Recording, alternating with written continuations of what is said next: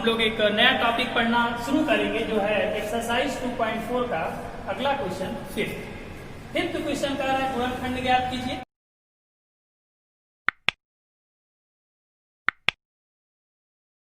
आप बोर्ड पर देख रहे होंगे कि पांचवा प्रश्न है गुणनखंड ज्ञात करना है। इसमें चार बहुपद दिए गए हैं जिनका हमें गुणनखंड ज्ञात करना है। पहला बहुपद आप देख रहे हैं x³ - 2x² - x + 2। अभी हम लोगों ने इसके पहले जब द्विघाती बहुपदों को हल किया तो उसके हम लोग मध्य पद को विभक्त कर दे रहे थे और विभक्त करके हल कर रहे थे, जैसा कि हमने प्रीवियस वीडियो में बताया। अब यहाँ देखिए यह जो है त्रिघाती है, 3 घात लगे हैं, इसको हम लोग कैसे हल करेंगे तो आइए चलिए इस पर हम लोग चर्चा करते हैं। तो आइए देखिए फर्स्ट जो प्रश्न है इसमें क्या कह रहा है। पहला प्रश्न है x³ - 2x² - x + 2, यही बहुपद है। अब यहां देखिए जो +2 है तो +2 के कुछ गुणनखंड होंगे। गुणनखंड +2 के कितने गुणनखंड हो सकते हैं तो +2 के गुणनखंड, +2 के गुणनखंड। अगर हम +2 का गुणनखंड देखें तो हमें मिलेगा +1 और -1, +2 और -2, यह इसके गुणनखंड होंगे। इसके अतिरिक्त तो कोई गुणनखंड नहीं होगा, यानी +2 के 4 गुणनखंड होंगे। एक तो +1 -1 +2 -2, ये सारी चीज ये हो जाएगा। अब इसके बाद इसमें से कोई एक ऐसा मान होगा जो जिसको हम इस पॉलिनोमियल में रखें, या मान लीजिए px है, इस बहुपद में अगर उस मान को हम यहाँ रख दें तो इसका मान 0 हो जाएगा। तो अगर हम इस बहुपद में -1 रखते हैं, यानी इस बहुपद में हम -1 रख दिए तो क्या होगा x³ - 1 का क्यूब -2 -1 का स्क्वायर, फिर माइनस x की जगह पर पुनः -1 + 2 कर देंगे। और इसको अगर सॉल्व करें तो ये होगा -1।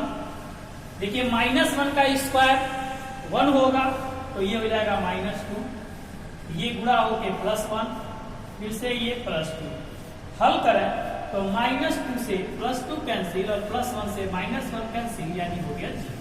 तो हम क्या देख रहे हैं, -1 पर इसका मान हो जा रहा है 0, यानी अगर हम यहाँ पर x का मान -1 रखते हैं तो इसका मान हो जा रहा है 0, यानी x + 1 जो होगा वह इसका गुणनखंड होगा, यानी x + 1 जो होगा वह इसका गुणनखंड होगा। अब हम x + 1 से क्या करें, इस बहुपद में भाग दे दें। x + 1 से इस बहुपद में भाग दे दें तो चूंकि गुणनखंड है तो इसका ये गुणनखंड है तो ये इसका शेषफल 0 करेगा। तो आइए जरा भाग देते हैं। तो हम x + 1 से भाग देते हैं, इसमें x³ - 2x² - x + 2 से भाग करते हैं। तो चलिए देखिए यहाँ x³ लाना है हमको, x³ लाना है। कैसे होगा, यहाँ पर हम x² से अगर भाग करते हैं तो x² का x में जब गुणा होगा तो यहाँ हो जाएगा x³ और यहाँ प्लस है, यहाँ भी प्लस है, इन दोनों का गुणा होगा प्लस का तो प्लस हो जाएगा, और x और 1 का गुणा होगा तो x² हो जाएगा। इसको चलिए घटाते हैं। देखिए यहाँ जो है +x³ है, यहाँ भी +x³ है, इसको घटा देंगे तो ये माइनस हो जाएगा, ये माइनस हो जाएगा, चिन्ह चेंज हो जाएगा, तो यह तो कैंसिल हो जाएगा। अब देखिए -2x² - x² मिलके होगा -3x²। ध्यान देंगे जब चिन्ह बदल जाएगा तो हम इसको नहीं ध्यान देंगे, इस प्लस साइन को नहीं ध्यान देंगे, तब इसके आगे ये और इसके साथ इस चिन्ह को ध्यान देंगे। तो -2x² - x² मिलके हो गया -3x²। अगले पद को उतारते हैं -x + 2। अब हमें देखिए -3x² लाना है तो हम -3x से भाग दे दें इसमें। तो देखिए माइनस और प्लस का गुणा होगा तो हो जाएगा -3 का गुणा 1 में होगा तो 3, और x का गुणा x में होगा तो x² हो जाएगा। ठीक है, फिर इसका जब हम गुणा कराएंगे प्लस माइनस का गुणा माइनस हो जाएगा, 1 में गुणा कराएंगे तो 3x हो जाएगा। हल करते हैं, फिर देखिए ये समान चिन्ह इसको घटाएंगे तो ये माइनस का चिन्ह प्लस में परिवर्तित और ये माइनस का चिन्ह भी प्लस में परिवर्तित हो जाएगा। तो -3x² प्लस 3x² यह पद कैंसिल हो जाएगा। फिर देखिए -x प्लस 3x, यहाँ क्या मिलेगा 2x मिलेगा प्लस 2 हो जाएगा। अब अगर हम यहाँ पर +2 से हल करते हैं तो देखिए +2 का जब x में गुणा होगा तो यहाँ 2x हो जाएगा, फिर प्लस प्लस का गुणा प्लस हो जाएगा, 1 में 2 का गुणा 2 हो जाएगा। हल करेंगे यह भी टर्म कैंसिल, यह भी टर्म कैंसिल, शेषफल हमारा 0 बचेगा, यानी एक टर्म ये भी है। ठीक है, यानी अगर हम ध्यान से देखें तो x + 1 यह हो गया, और जो हमें मिला है यह मिला है x² - 3x + 2। ठीक है, अब देखिए आप जानते हैं अगर इसका और इसका दोनों का आपस में गुणा करा दे तो ये टर्म हमको मिल जाता है। तो ये चीज हमने लिख दिया, x + 1 से भाग दिए हैं और यह हमको मिला है, लिख दिए। अब आइए, अब यह तो हो गया x + 1। इसके बाद हम लोग क्या करेंगे, इसको देखिए तो यह देखिए द्विघाती बहुपद बना है, इसको हम लोग हल कर सकते हैं मध्य पद को विभक्त करके। कल हमने बताया था कैसे विभक्त करते हैं, इस 2 का गुणा 1 में करा देंगे, 2x² हो जाएगा।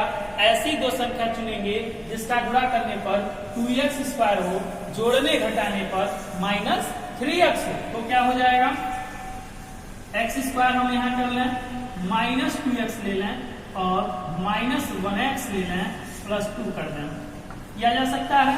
तो देखिए -2x -1x -3x दोनों का गुणा करा देंगे तो प्लस हो जाएगा, 2x² हो जाएगा। अब चलिए यहाँ तो हो गया x + 1। अब देखिए इन दो पदों में से कॉमन लेते हैं, इन दोनों पदों से अगर हम x को कॉमन ले लें तो बच जाएगा x - 2। यहाँ से अगर हम -1 को कॉमन ले लें तो इसमें भी बचेगा x - 2। क्लियर है, फिर से हल करते हैं तो x + 1 और इसमें से कॉमन x - 2 और x - 1, यह जो हमें मिला यही इस बहुपद का गुणनखंड हो जाएगा। यह जो मिला यही हमारा इस बहुपद का गुणनखंड हो जाएगा, यही इसका आंसर होगा। तो यह रहा पहले प्रश्न का हल, आप समझ चुके होंगे इसको कैसे हल किया गया है। अब चलिए, अब हम बात करते हैं इसके दूसरे प्रश्न पे। आपको ये समझ में आ गया होगा, इसको नोट कर लीजिए, स्क्रीनशॉट ले लीजिए बाद में देखने के लिए। चलिए सेकंड क्वेश्चन पर आइए। दूसरे प्रश्न को हम लोग कैसे हल करेंगे।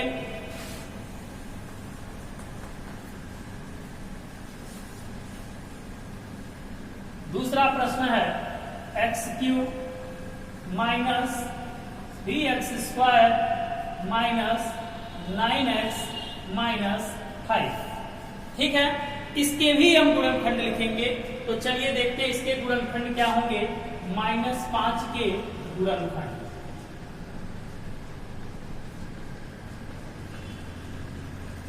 ठीक है, क्या मिलेगा इसका गुणनखंड, इस पे भी बात करते हैं। देखिए तो इसका गुणनखंड +1 और -1 तो होगा, इसके बाद सीधे ±5 हो जाएगा।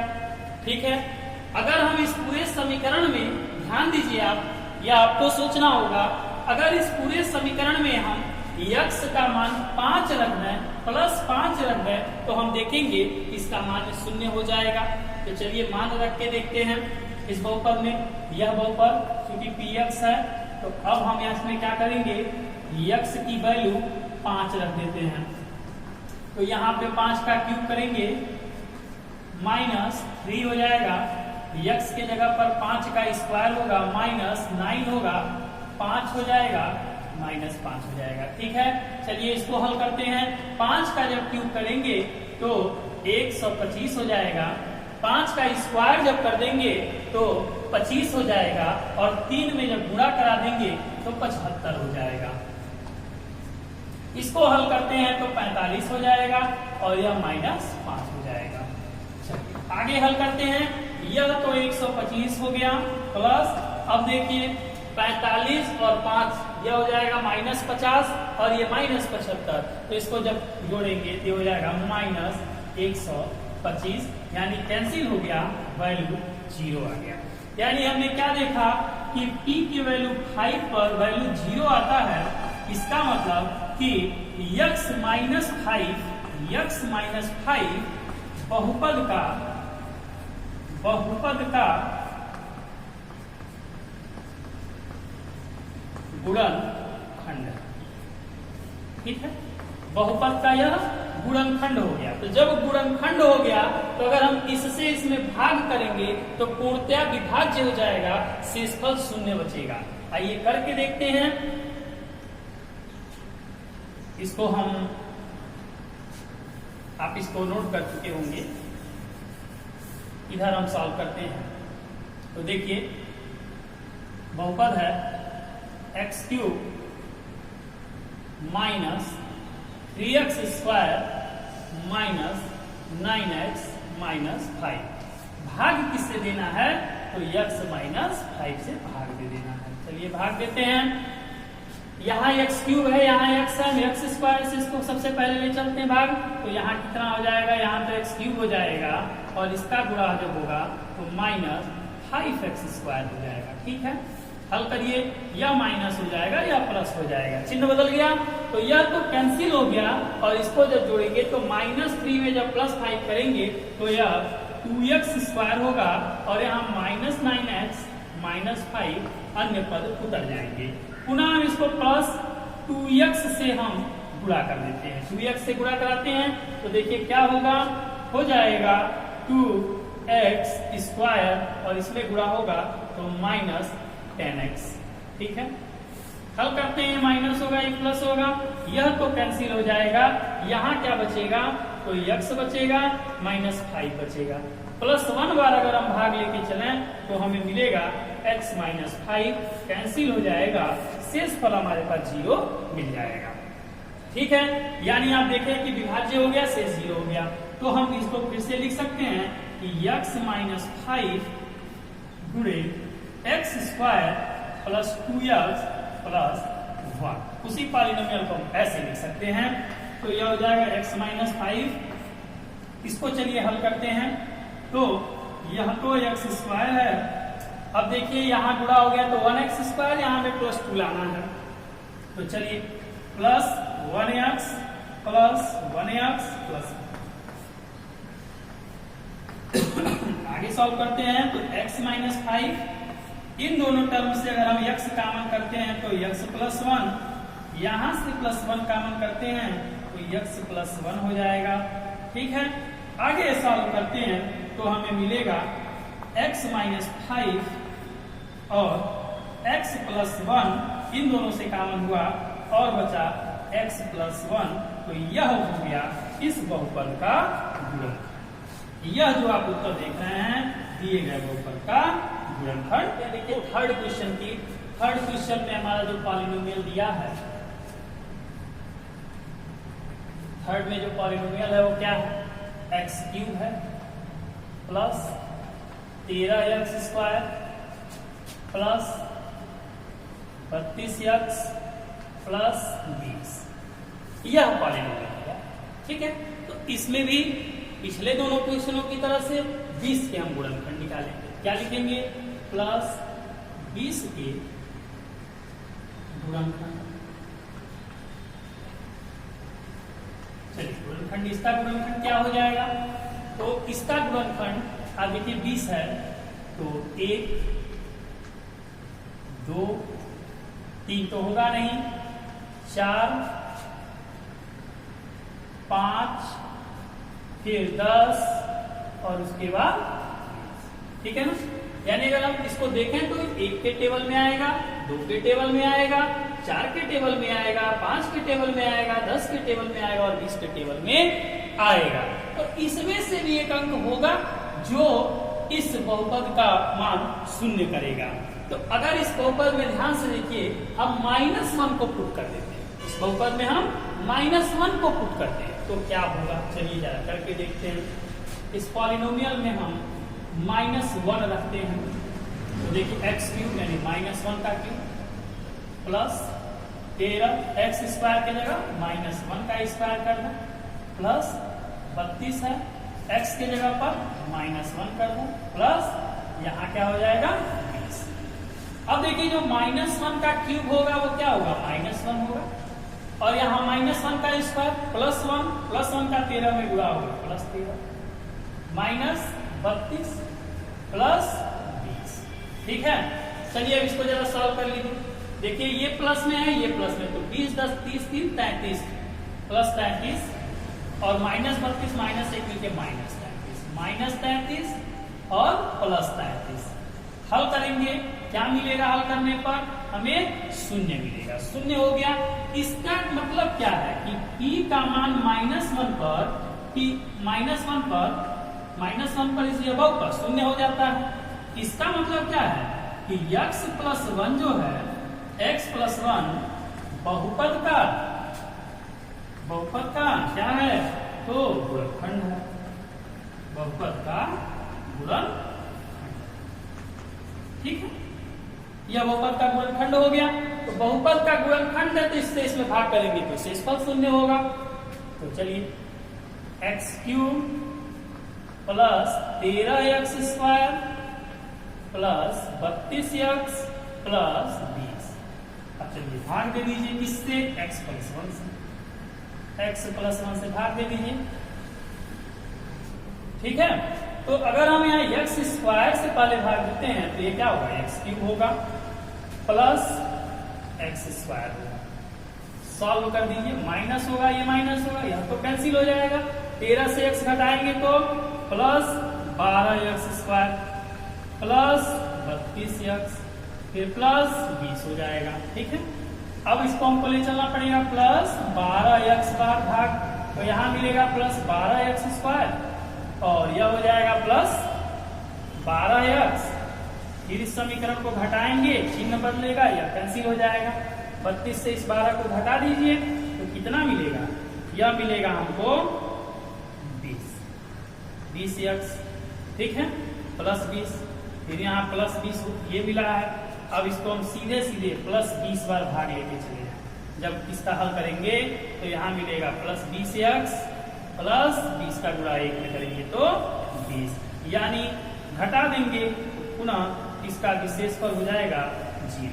यानी अब हम लिख सकते हैं कि x+1 और x² प्लस 12x प्लस 20। ठीक है, इसको हम हल कर दें, इसके मध्य पद को विभक्त कर दें तो यह क्या होगा?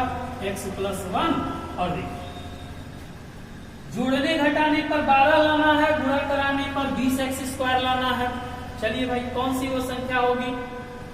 तो अब यहाँ देखिए जोड़ने घटाने पर हमको 12 लाना है, गुणा करने पर 20 लाना है। तो आप समझिए कि अगर हम 10 और 2 को ले लें, दो संख्या ले, 10 को ले 2 को ले तो शायद हो जाएगा हमारा काम। प्लस 10x ले लें और 2x ले लें प्लस 20 ले लें। जरा देखिए तो 10 में 2 जोड़ेंगे तो 12 हो जाएगा ना, प्लस 12। ठीक है, गुणा कराएंगे तो 10 गुना 20 और x का गुणा x² 20x² मिल गया, काम बन गया अपना। अब चलिए आगे चलते हैं।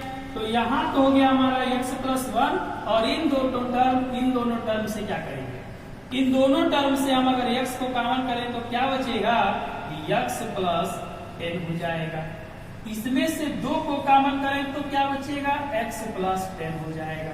बोलिए, पुनः इसको अगर हल करते हैं तो यह x+1 हो जाएगा, इस पूरे में से कॉमन x+10 हो जाएगा और x+2 हो जाएगा।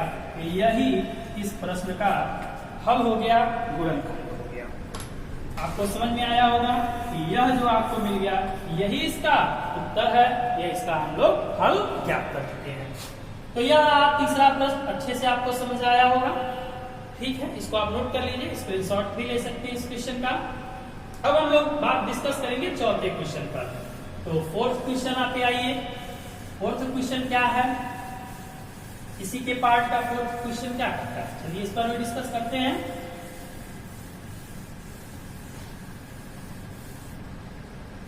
फोर्थ पार्ट क्या है? फोर्थ में हमें पॉलिनोमियल क्या मिला है? हमारे पास जो पॉलिनोमियल है वो है 2y³ plus y² minus 2y minus 1। यह हो गया हमारा पॉलिनोमियल। तो यहाँ जो आप देख रहे हैं -1, तो इसके -1 के गुणनखंड कौन होंगे? -1 के गुणनखंड, -1 के गुणनखंड कौन होगा भाई? -1 का गुणनखंड, तो इसका गुणनखंड या तो +1 होगा या -1 होगा, यही होगा। कोई एक मान इसको संतुष्ट करेगा। चलिए इस समीकरण में हम y का वैल्यू 1 रख के देखते हैं। सॉरी, ये px नहीं होगा, यह py होगा क्योंकि y चर पे बहुपद दिया हुआ है। तो चलिए इस समीकरण का मान हम +1 रख के देखते हैं। चलिए 1 रखते हैं तो यहाँ हो जाएगा 2, 1 का क्यूब प्लस 1 का स्क्वायर माइनस 2, 1 -1। सोल्यूशन करेंगे इसका तो हम पाएंगे या तो 1 का क्यूब 1, ये 2 हो जाएगा, +1 हो जाएगा, -2 हो जाएगा, -1 हो जाएगा। -1 से +1 कैंसिल हो जाएगा, -2 से +2 कैंसिल हो जाएगा, बचा हमारे पास क्या? 0। इट मीन हम कह सकते हैं कि अगर 1 पर इस पॉलिनोमियल की वैल्यू 1 पर 0 है, इसलिए y -1 पॉलिनोमियल का क्या होगा? गुणनखंड होगा, पॉलिनोमियल का गुणनखंड होगा, ऐसा लिखा जा सकता है। समझ गए होंगे इस चीज को। अब अगर यह इसका गुणनखंड है तो अगर हम y-1 से इस बहुपद को भाग देते तो हमारे पास शेषफल क्या बचेगा? 0 बचेगा। चलिए इसको भी जरा सॉल्व करते हैं। y-1 से हम भाग दे देते हैं तो क्या होगा? 2y³ plus y² -2y -1। जरा भाग देके देखते हैं, हमें y³ लाना है, यहाँ y है तो हम 2y² से इसमें गुणा करा दें तो हमें मिलेगा 2y³ और यहाँ माइनस है, यहाँ प्लस है तो ये माइनस हो जाएगा, 2y² हो जाएगा। हल करेंगे, चिन्ह बदलेगा घटाने पर, यहाँ माइनस हो जाएगा और यह प्लस हो जाएगा, या तो कैंसिल हो जाएगा। जब y² में 2y² जोड़ेंगे तो यह 3y² होगा, -2y -1, बाकी के टर्म को उतार दिया गया। चलिए पुनः भाग ले चलते हैं। यहाँ में 3y² लाना है, यहाँ केवल y है, +3y लाना है, यहाँ प्लस है तो हम +3y से भाग ले चलेंगे तो यहाँ हमें 3y² मिलेगा। फिर से इसका जब हो जाएगा तो यह -3y हो जाएगा। हल करेंगे तो यह माइनस हो जाएगा, यह प्लस हो जाएगा, घटाने पर यह टर्म कैंसिल हो जाएगा और यहाँ पर केवल y -1 बच जाएगा। अगर हम फिर से भाग +1 बार ले चलते हैं तो हमें y-1 प्राप्त हो गया। घटा देने पर पुनः इसकी वैल्यू 0 हो जाएगी। तो 0 हो गया तो फिर से हम इसको क्या लिख सकते हैं कि y-1 और 2y² प्लस 3y प्लस 1 ऐसा लिखा जा सकता है। तो इसके भी मध्य पद को हम क्या करें? मध्य पद को हम विभक्त कर सकते हैं। तो चलिए y-1 हो गया और इसको गुणा हम कराते हैं तो 2y² मिलता है, यहाँ 3y लाना है तो इसको हम कर सकते हैं। गुणा कराने 2y² जोड़ने पर 3y, तो +2y में हम 1y जोड़ दें तो हमारा ये गुणनखंड हो जाएगा। चलिए y-1 हो गया, इन दोनों टर्म से कॉमन करते हैं, इन दोनों टर्म से कॉमन करते हैं, इन दोनों टर्म से हम 2y को कॉमन करते हैं। क्या बचेगा हमारे पास? तो y+1 बचेगा, इसमें से 1 कॉमन करेंगे तो फिर से y+1 बचेगा। ठीक है ना।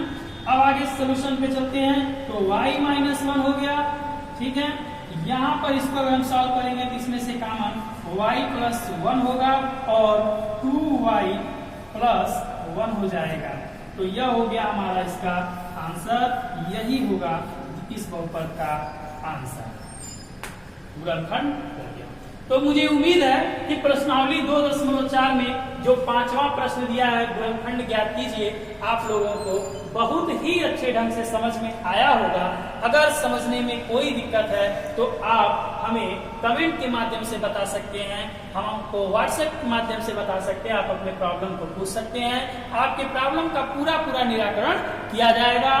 तो अब आज के वीडियो में बस यहीं तक, आगे की बात हम अगले वीडियो में करेंगे।